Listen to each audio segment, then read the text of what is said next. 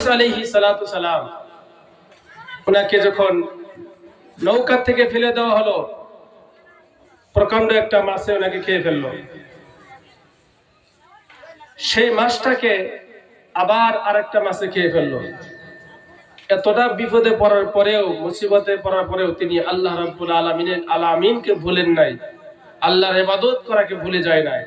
আর আমরা সেই শুরু থেকে শেষ পর্যন্ত আল্লাহ তাআলা নাফরমানি করি, বিপদে হোক, মুসিবতে হোক, খুশিতে হোক, কোনো সময় আমরা আল্লাহ তাআলার নাম নেই না। আর নবী রাসূলগণ তারা সর্বদাই সর্বহালতে আল্লাহ রাব্বুল আলামিনকে ডাকতেন। তেনারা প্রকাণ্ড মাছ যখন হযরত ইউনূস আলাইহিস সালাতু সালামকে খেয়ে ফেললেন, তখন হযরত ইউনূস আলাইহিস সালাতু সালাম আল্লাহ রাব্বুল আলামিনকে বলেন নাই। তিনি ঘোষণা করে দিলেন, লা ইলাহা ইল্লা আনতা সুবহানাকা ইন্নী কুনতু মিনাজ জালিমিন। জোরে বলুন সুবহানাল্লাহ। হযরত ইউনূস আলাইহিস সালাম বলেছেন, লা ইলাহা ইল্লা আনতা, হে রব্বুল আলামিন আপনি ছাড়া কোনো ইলাহ নাই। ইন্নী কুনতু মিনাজ জালিমিন, আমি আমার নফসের উপরে জুলুম করেছি। ওয়াকাযালিকা নাজিল মুজরিমিন। হযরত ইউনূস আলাইহিস সালাম যখন এই আয়াতে কারিমা তেলাওয়াত করলেন, আল্লাহ রাব্বুল আলামিন সঙ্গে সঙ্গে জবাব দিয়ে বললেন, ফাস্তাজাবনা লাহু ওয়া নাজ্জাইনাহু মিনাল গাম্মি ওয়া কাযালিকা নুনজিল মুমিনিন। ইউনূস আলাইহিস সালাম যখন মাছের পেট থেকে আল্লাহ রাব্বুল আলামিনকে ডাকাডাকি শুরু করে দিলেন, আল্লাহ রাব্বুল আলামিন মাছের পেটের মধ্যে যন্ত্রণা শুরু করে দিলেন। মাছ যেন নাকি বমি করে দিলে ভালো হয়, এরকম অবস্থা হয়ে গেলেন। নদীর কিনারে চলে গেলেন, সেখানে বমি করে দিলেন।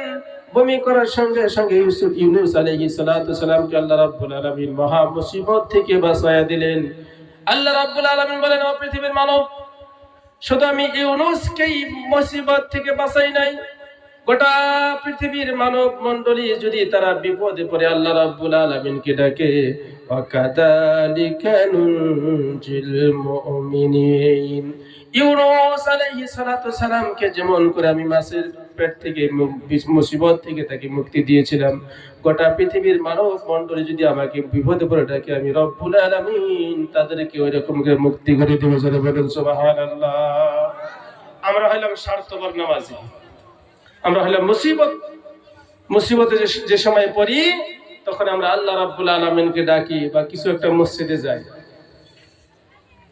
এক লোককে আমি লম্বা চূড়া দোয়া করতে দেখে জিজ্ঞেস করলাম যে আপনি এত লম্বা চূড়া দোয়া করেন কেন?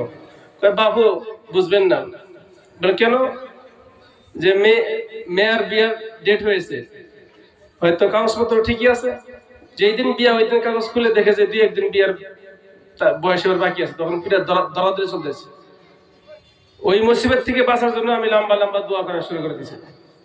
সে বলল, আর এটার আয়াতের এই কথা আল্লাহ রাব্বুল আলামিন কোরআনে কারীমের মধ্যে উল্লেখ করেছেন যে ওয়াইদা আনআমনা আলাল ইনসানি আ'রাদা ওয়া রাআ বিজানিবি।